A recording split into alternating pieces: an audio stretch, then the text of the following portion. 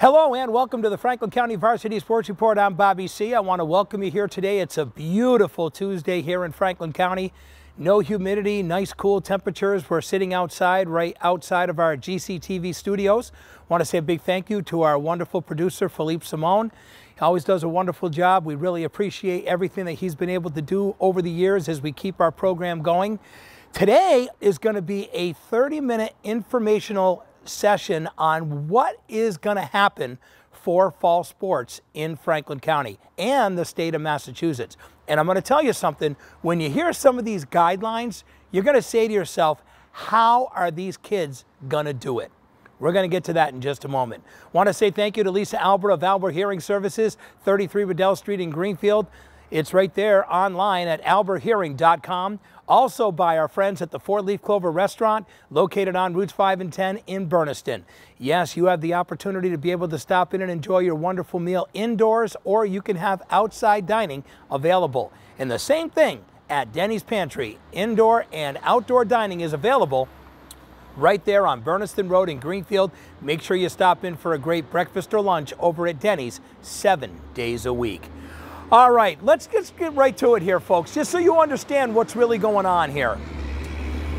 I want people to understand exactly what is going on in fall sports here in Franklin County.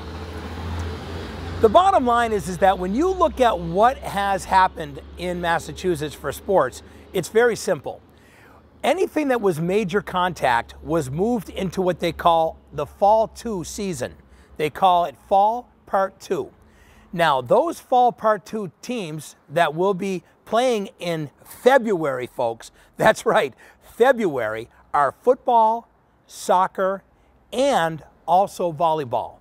They will be playing in the second half of the fall, which means that you're going to have kids that are going to be playing football on solid ground, kids that are playing soccer on solid ground. And of course, volleyball, as you know, volleyball is being able to be run indoors, so that's going to be okay there. But they're talking about social distancing even in volleyball. So what I thought we could do here today is we could run down the guidelines of each one of the sports that will be played in Fall Part 2 and in the fall itself. Now, there's only 3 teams, sports teams, that are going to be able to play in the fall. That's cross country, field hockey, and the other sport that a lot of people were wondering about is very easy to social distance from is golf. So really, if you think about it, they did pick the right sports to be able to be here in the fall. Because with field hockey, there's not a ton of contact. But when I tell you some of the guidelines, you'll be like, wow, this is very different. Check this out. You're even going to notice the guidelines for not only golf and for cross country. That's going to surprise you as well. So this is going to be one of those very informative programs today on why they've made these guidelines the way they have in Massachusetts. Now let's give you a little intro to come into this on how the MIAA has worked this out. They decided that because of COVID-19 being in the situation it's in right now, and that Massachusetts has still got numbers that are going up, they have to do it for the whole state. They aren't going by regions, which a lot of people are really upset about. Because I don't know if you know this or not, folks, but Franklin County has the lowest number of cases in the whole state besides Martha's Vineyard and Nantucket Island. That's right. So you got Martha's Vineyard and Nantucket Island, then you have Massachusetts, Western Mass, of Franklin County as number 3 in the lowest cases. Then you have Berkshire County. Then you have Hampshire County, and then you have the other county of Hampden County, which has the most in Western Massachusetts. And as you start going into Suffolk County and Plymouth County and all those other areas of the state, they're having big numbers. So the bottom line is that they have to judge the MIAA on the whole state to make that decision on how they're going to run their sports teams. Now, I'm going to tell you this too, and I don't know if you've heard this or not, or maybe you're going to hear it for the first time here on the show today. But the other big thing that people need to hear is the fact that a lot of these sports teams aren't even going to be leaving the region. What I mean by that is you're going to see a lot of these schools that are playing field hockey, they're only going to probably play Franklin County teams and maybe Hampshire County teams. They're not going to go up to the Berkshires. They might not even go down and play the teams down in Springfield area. They're really restricting their schedule. So the big thing that people are going to be able to find out coming up soon, because honestly, I think it comes out on Friday of this week, will be the schedules for these 3 sports teams for all the schools, starting September 18th. This is when the kids can be able to start practicing. So it'll be on Friday, the 18th, they can start their practicing. In 2 weeks from now, they'll start their games. Now, they've cut their schedules back, so the games are going to be cut back as well. So you're going to notice a huge difference in how many games these teams are playing too. And they will have a playoff, but it's going to be run in a very different way. Really, cross country, they'll probably go by times of the different runners, and that's how they're going to have to do it. They're going to have to do it in a way where it's going to be a start where it's not going to be everyone all at once in a pack, and we'll go over all those rules. We're going to kick off those right now. So let's get into our fall of what we have now of sports, okay? I want to run down all these guidelines for you so you can hear. Let's start off with cross country. Cross country. Only essential personnel are permitted on the course. Now, this is athletes and the coaches, also medical trainers. They're the ones and the officials themselves that have all of the watches to be able to keep the times. They're the only ones that are allowed. So no spectators. So your parents can't even come watch you run your cross-country meets because of the new rules with the MIAA. Also, staggered starts. This is what I was talking about. Starting in small groups, okay? The only way that this is going to be done is that each school should be separate with 3 minutes in between each starting group. So with cross country, being that usually a big group with a big pack all together, they thought it would be so much easier if they can have a smaller group but start 3 minutes apart, which makes it easier for the officials as well to be able to be there for social distancing at the finish line for these runners. Also, runners should not even cluster with each other while running.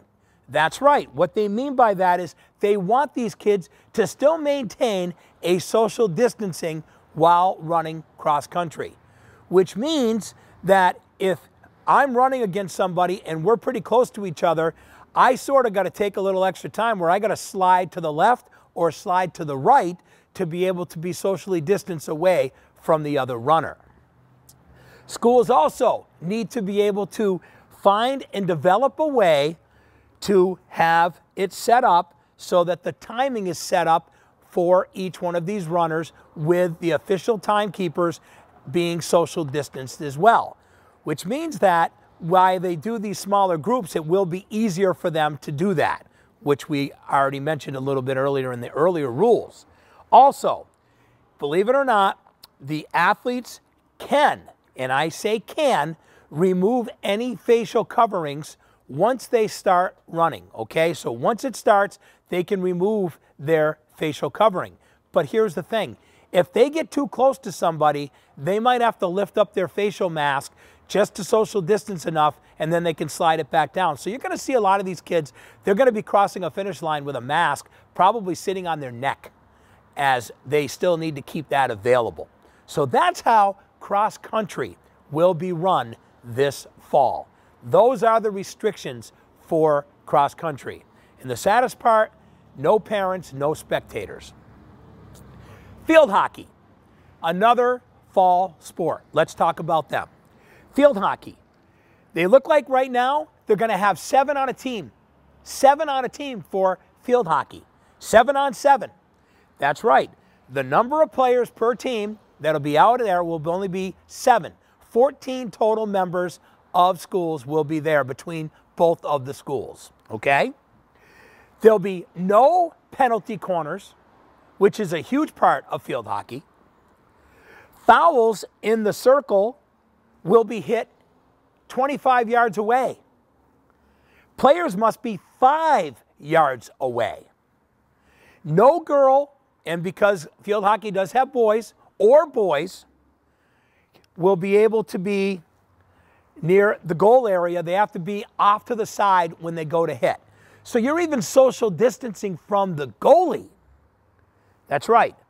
4 balls must be placed behind each goal and also on each side of the cones. So you're going to see different balls coming in and out that will be sanitized during the game of field hockey in Massachusetts. And check this out. They also want to make sure all sticks are sanitized too. So you're talking even hitting sticks together while you're going after a ball, they need to be sanitized at the beginning of each game. So you're talking equipment getting sanitized, balls getting sanitized, no corners, which is a huge part of field hockey, 7-on-7, big guidelines in Massachusetts for the changes for these kids. And you know what? How many times are these kids going to get confused and they're going to start running to go do a corner when there is no corner? How many times are they going to think that they can get close inside to be able to get to a ball where their restricted area says that they can't, and the whistle blows from the referee saying that you can't go that close? There's going to be a lot of that happening in field hockey. All right, let's talk about golf. And then that'll take care of our first part of our fall. Here are the restrictions for golf. You can't go to the clubhouse. So when the kids come, they're all going to come and they're all going to be as a team, okay? But here's the thing. If I get a hole-in-one and I want to go and give a big old fist pump, that's all I can give, a fist pump. Can I go hug my coach? Can I go hug one of my best friends who's a player on the team because I got my first hole-in-one? Nope. No handshakes. All you can do is fist pumps that like this for yourself. That's it. There's no touching any player at all. So there's no contact between the players. Here's the other thing. As far as face coverings, they must be worn and social distancing must be practiced at all times. So you're going to play golf with a face covering the whole time for golf here in Franklin County and the state of Massachusetts. So that means that these kids will go out, they will be able to play, they will be able to still do the golf that they play, but they're going to have a face covering on them at all times. But the one time where they are going to be able to get a breather is when they're going to be able to walk with their social distancing in between them and the other players. Which means that if I shank a ball and I'm like, 25 yards away from any other kid, I can be able to pull my mask down and get a little breather in golf. So that's a big help. But as far as social distancing is concerned, let me tell you right now, they even have to be careful on the greens. That's right. I go to the green, I hit my ball. I slide back off the green. The next kid comes, he slides up, he hits his ball. I go back. It's going to take longer for these kids to complete a game of golf. And it's because of the setup of the social distancing. So that is how golf is going to be run. And there will be a gap in between each one of the tee times for all these kids. So that's the fall sports setup for the 3 fall sports. Now we're going to talk about fall sports 2. Fall sports 2 is football, also soccer, and volleyball. So let's talk about volleyball first. Honestly, I'll go to soccer because I think soccer has the most restrictions of any of the sports right now of fall or fall 2. And I'm going to tell you right now, if I'm a soccer player, I don't know if I really want to play soccer this year under these guidelines. And I'm going to tell you what, my producer, Philippe Simone, was a goalie in high school. He played soccer. And when he hears some of these guidelines, he's probably going to be like, wow, these are the guidelines for soccer? Well, let's get right to it here on the Franklin County Varsity Sports Report. I'm Bobby C. I hope you're doing well. Yes, we're here. We're hanging out outside our GCTV studios. And here we go for soccer. This is unbelievable. Team benches must set up to ensure social distancing between all the players, even coaches and the trainers, because they always have a personal trainer that's always at those games for soccer because of the physical part of the game. But here's the thing. The teams literally have to stretch down the whole sideline. So they're going to have literally this team that you normally would be on a bench. They have to literally take the whole sideline. So it's going to be Philippe's team that's going to be on the other side of the field and Bobby C's team, and we're going to take up the whole damn field, the whole side, okay?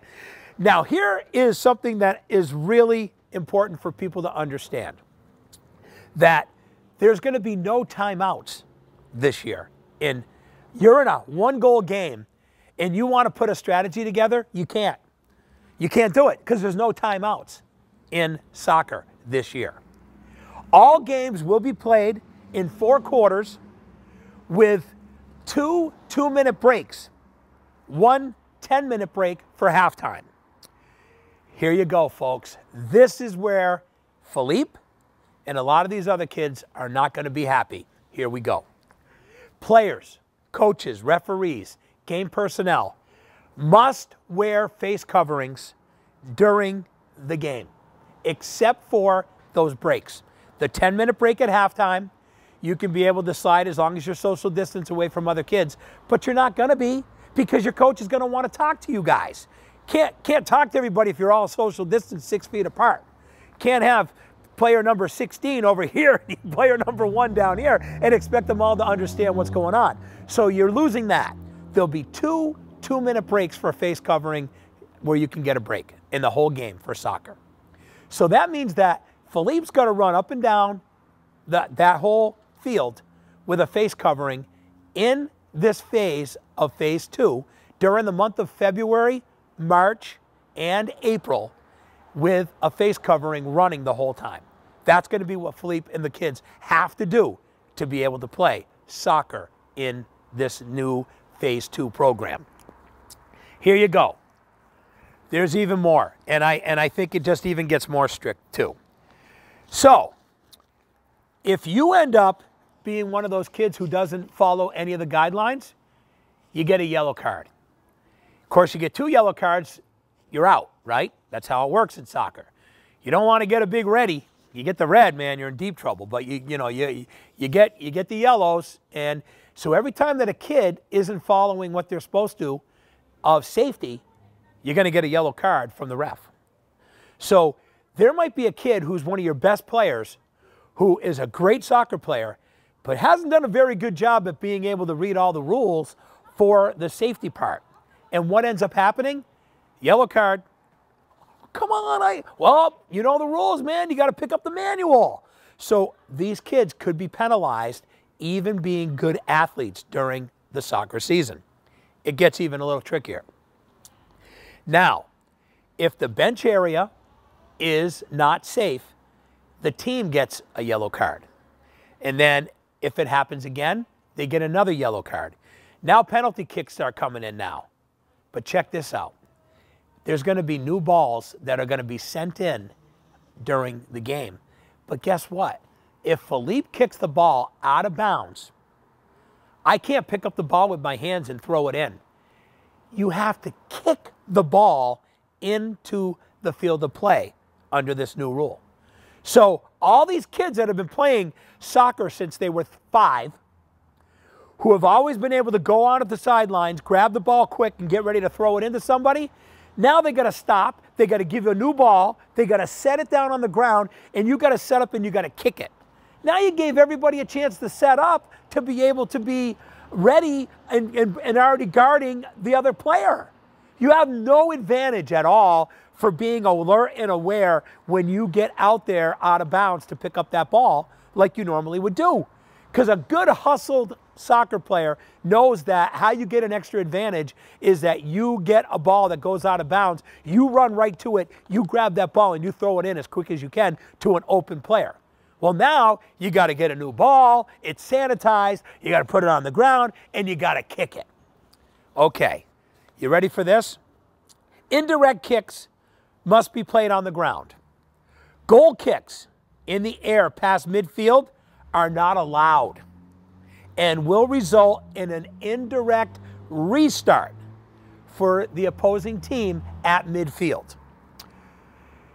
Here's another thing. With the no throw-ins, restarts will be kick-ins only, which I said, and corner kicks will be indirect kicks. These will be special balls that'll be dropped that have been sanitized. They're going to be using different balls during the match. One penalty kick. On a penalty kick, though, the ball is once dead when, yes, even if it hits the goalie. So check this out. I kick the ball to Philippe.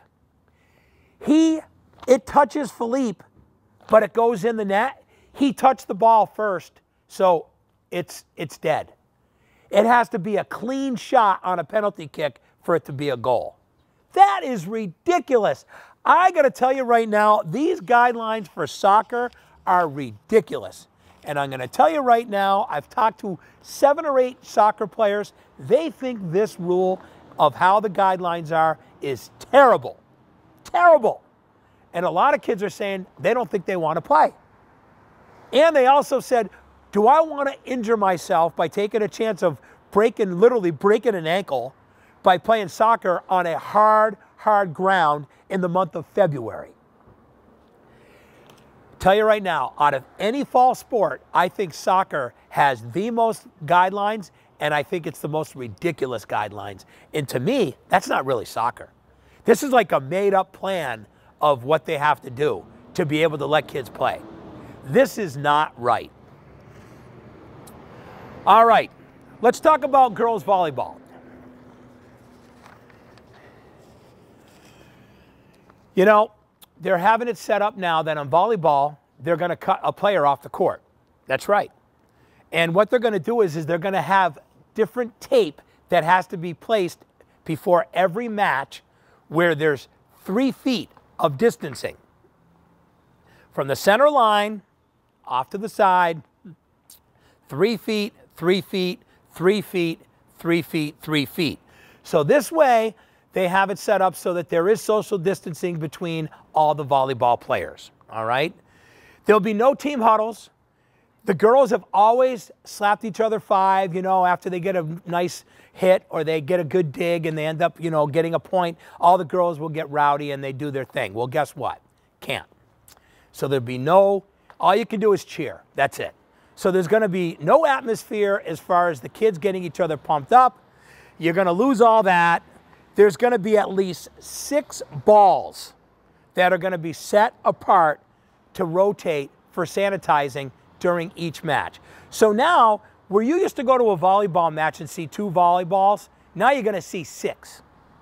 They're going to rotate them in and out for sanitizing. That's how they're going to do it. They also have made it very clear that substitutions will take place at the attack line and no contact between players. Have you ever been to a volleyball match? They usually always slap each other 5 and be able to say, you know, when you go in for someone, you always slap each other 5. Now, you just walk in, the other person just walks off. So as far as even social distancing amongst players on each other's team, you still don't have any of that. Now, to me, I feel if you're practicing together, you've done all the things together as a group, who cares if you guys are slapping each other 5 when you guys have been around each other the whole time? I didn't go do it to my friend who's on the other team that lives in Turner's when I live in South Deerfield and I'm playing Frontier versus Turner's volleyball. I'm doing this because I am with the group of kids that I am practicing with every day. They know that I'm COVID-free because they're letting me play. Where's the problem? Why can't kids interact with each other on the same team. I don't understand the process. What you're doing is you're taking away the energy that the kids only have with no spectators at games. When you don't have any spectators, you don't have the cheering section to root on your team. Now you're telling me you can't even slap five with your own players? The MIAA, to me, has done a really crappy job on some of these guidelines, and I'm going to tell you, it's a lot different than the guidelines in Connecticut, also in Vermont, and in New Hampshire. Honestly, out of all 4 states, Massachusetts has the strictest restrictions of any sports programs in those 4 states. So there you have it, folks. There you have the difference between trying to keep kids motivated and then keeping them down. I'm telling you right now, not having spectators is even the worst. And you know what's even worse is that your father, your mother, they're bringing a kid to a game knowing that they can't watch it. This is where Greenfield Community Television, Access Television, can come in with a big part of this, because now Access Television can be at these games and they can stream live with the permission of these schools to give these kids a chance to have their parents and grandparents and community still be a part of watching them play. Because I'll tell you right now, it's not about the gate. So the school doesn't have to say, oh, well, if it's on live on GCTV, well, we're losing gate money. There is no gate money because it can't have any spectators. So there's no gate money. So now the school's got to be proactive for the kids. And the only way that you're going to be proactive is to have public access come in, and they can be able to get underwriters to come in, support these kids, and you get crews that go in and do these games and be able to be there so that these people in the community and grandparents and parents can watch the kids play. The best part is now that you have this available, coaches now can have video of these games where they can take it and they can learn to be able to make their team better. They can show the kids the video of what they did wrong. So it's a win-win-win in a crappy, crappy, crappy situation. So there's many ways that this can be done.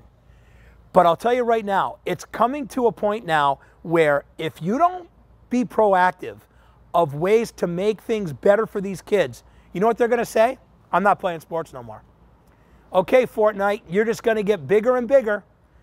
There you go, because they're just going to get more kids playing video games than you're going to have kids that are out there being athletic. And it's going to be our fault because there are ways to be proactive to make this work. It's all up to us to do this for the kids. They've already suffered enough. And these guidelines are absolutely horrendous that the MIAA has already put on these kids. So it's our job to be able to make it better for them by being proactive to get places like GCTV, the FCAT, Montague Community Television to get over at Turner's, and we get all these community access television stations to make a commitment to the schools to get a crew together. And I'm going to tell you this too, not a crappy crew. And I'm being very professional about this. I don't want a C grade group of kids doing this. I want an A grade doing this. The kids need good announcers and the kids need good production. They deserve it.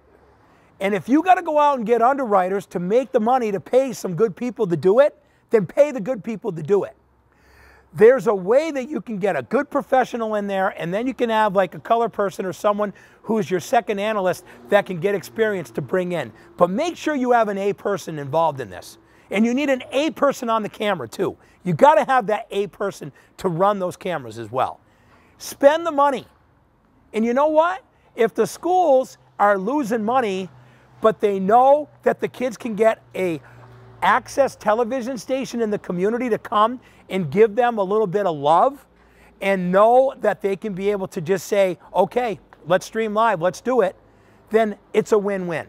And one thing I can say about my producer, Philippe Simone, is he's done a wonderful job being able to be in contact with the athletic director, Mike Kacheski at Greenfield High School, about doing this in Greenfield.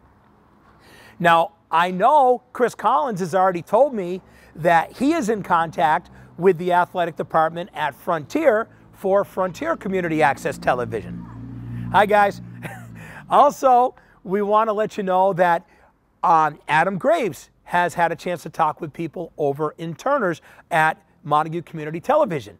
But they got to find good people. And if you got to get good people, then send out something. Send out something that says, we're looking for a good professional, not even professional, a decent quality announcer who knows the game. I'm going to tell you right now, I don't follow volleyball very closely. So having Bobby C do volleyball is probably not going to be the greatest. I might be a better second guy on that because that's not really me. But you put me on a softball game, you put me on a basketball game, you put me on a baseball game, put me on a football game, no problem. I can do those sports. But you got to know your limits, and you also have to remember that wouldn't it be cool if you could get different people who are good at different things to be part of your team? It would be great to know that, okay, for football, we have Bobby C and we have someone else. For soccer, we have Billy so-and-so and Joe so-and-so, because these guys have played soccer their whole lives. They know the game. They know what to do. This is what's got to happen right now here, folks. It's community access working within these schools to be able to be proactive, to be able to have these kids' games on TV. We have to do this. This has to be done. Whatever work it takes, it has to be done. Because if it's not done, then the kids get shortchanged again. How many times are these kids getting shortchanged this year in 2020? We owe it to these kids right now to make this happen for the fall sports season. It's going to be tough to, like cross country, you can't do it. What are you going to do? You're going to have 14 cameras running up through the woods of over here in Greenfield, running through the woods up here of Sagem's Head. You can't. It's going to be pretty tough, okay? But could they do field hockey? Yes, they can. Absolutely they can. Golf, a little bit tough too. So maybe one sport for the fall we got for the fall sports season. We could probably do some field hockey games. Maybe that's what Philippe works on with Greenfield to do Greenfield field hockey, which is a damn good program. So that would be great for Greenfield to have that. Basketball season, they decided to do basketball, but they say no fans. Okay, well, we did basketball last year. We had a great time. Instead of doing 5 games, guess what? We might be doing 6. We might have 13 games next year on GCTV because of what we have to do for the kids. It depends on what's going on with COVID-19, if it's spreading here in Franklin County, and whether they're going to be able to play the sports. That's what it comes down to. You heard the guidelines. You heard my proactive story of what I want to do to make sure these kids don't get shortchanged. And I hope that you take this program and I hope you share it with as many sports parents as you can. Because if everyone spreads the word and it gets to these athletic directors, they can go present it to their department heads and say, we need to work with local access TV right now to get these games set up for the sports seasons. We have a way to work directly with a company that literally is here for us. They call it local access for a reason. You're here because it's open for the community to be able to do this. So why wouldn't you take advantage of it at a time when you can utilize community access television the most and be able to get a lot more viewers, a lot more, really, notoriety. Notoriety is wonderful. It's good for the TV station, and it's good for the school to be known that they're getting something out of this. They're getting a benefit from the local access television station of them being able to come into the school and work with the kids. That should be a priority of these athletic departments. And I'm psyched that Philippe Simone has done a wonderful job with Mike Kacheski. I'm glad that Chris Collins has done a great job with Frontier. Glad to see that Adam is getting there with Dean and Deidre over there at Montague Community Television. They're doing what they need to do for the kids. So just remember, we can't really do a lot right now as being able to get out there, but there is a sport we could, and that's field hockey. So maybe that's where we start with baby step number one in doing our sports teams for 2021. Because right now, this is our small season. There's only 3 sports teams right now that are going to be playing in the fall, which is golf, cross country, and field hockey. Hard to do golf, hard to do cross country right now for high school, but it's not hard to do field hockey. So there is an opening for every Access television station to get in with these schools and do this for the girls. When we get into basketball season, it's going to be tricky because you start asking yourself, sweat, body contact, balls that are all wet with sweat from the kids, and how are we going to do it? How many basketballs are going to be used during a basketball game in the fall? I mean, in the winter if they have it. How about hockey? Contact, checking. It's part of the game. How are you going to do it? Big questions coming up for the next season, I tell you. The easiest thing they can do, the easiest sport that's going to happen in the winter, guaranteed, downhill skiing, not an issue. You got one kid who starts at the top, they go, they do their thing, they get timed, done. Next kid goes. Social distancing all day long. That sport will happen, no problem. But will basketball happen? Will hockey happen? 2 very popular sports in the winter. Will they happen? Stay tuned. You'll find out. Thank you for tuning in. Just wanted to lay it all out for you, folks, so you know exactly what's going on right now here in Franklin County and in the state of Massachusetts. And I'm Bobby C. for the Franklin County Varsity Sports Report. Want to say thank you to Lisa Albert of Albert Hearing Services, 33 Riddell Street in Greenfield, by Mark and Linda Snow, the owners of the 4-Leaf Clover Restaurant located on routes 5 and 10 in Berniston. Stop in, indoor and outdoor dining. And by Aaron, Mike, and the staff over at Denny's Pantry, Berniston Road in Greenfield, serving up breakfast and lunch 7 days a week, indoor and outdoor dining. For my wonderful producer, Philippe Simone, who probably had his name mentioned more than anybody ever, I want to say thank you to him. I also want to say thank you to GCTV. I also found out that the FCAT and a couple of the other places that have been able to carry us have been picking these up off of our YouTube page. That's where you can go to be able to check out our show. And I really need this one shown by as many people as possible. You need to really share this show with every parent because we need to be proactive for these athletes. Until we meet again, you have yourself a wonderful day, everyone. And thank you so much for tuning in.